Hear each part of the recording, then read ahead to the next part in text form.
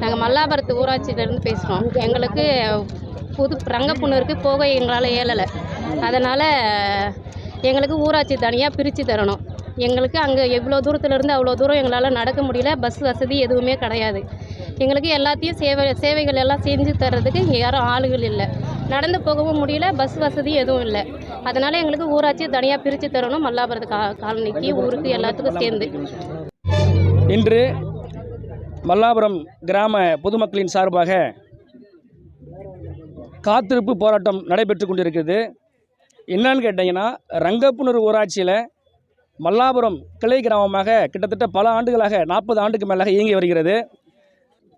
இது பார்த்தீங்கன்னா, எந்த அடிப்படை தேவையும் மல்லாபுரத்தில் செய்கிறது கிடையாது. குடிநீர் வசதியோ, மின்சார வசதியோ, இல்லை கழிவுநீர் கால் வசதி எந்த அடிப்படை தேவையும் பண்ணுறதில்லை.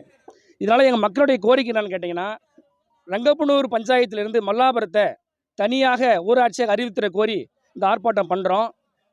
ரெண்டாவது பார்த்தீங்கன்னா, ரங்கப்புனூர் ஊராட்சி வானாபுரம் வட்டத்திலையும் ரெசிவந்தி சட்டமன்ற தொகுதியும் இருக்குது. இதே போன்று மல்லாபுரம் சங்கராபுரம் வட்டத்திலையும் சங்கராபுரம் சட்டமன்ற தொகுதியும் இருக்குது. எங்களுக்கு பார்த்தோன்னா சிறப்பான வாய்ப்பு இருக்குது. ஒரு ஊராட்சிக்கான தனி தகுதி தெளிவாக இருக்குது. ரெண்டாவது மல்லாபுரம் எல்லை இப்போ பெரிய எல்லை கிட்டத்தட்ட 1187 ஹெக்டார் அளவில் இருக்குது. மக்கள் தொகை வாக்கு வங்கி பார்த்தீங்கன்னா 2000க்கும் மேற்பட்ட மக்கள் இருக்கிறாங்க. அதனால் இருக்கிறாங்க. கட்டாயமாக எங்கள் ஊராட்சியை இப்போ பிரித்து கொடுக்கும்படி இந்த தொலைக்காட்சி மூலமாக எங்கள் ஊர் பொதுமக்கள் சார்பாக நாங்கள் பணியோடு தெரிவிக்கிறோம்.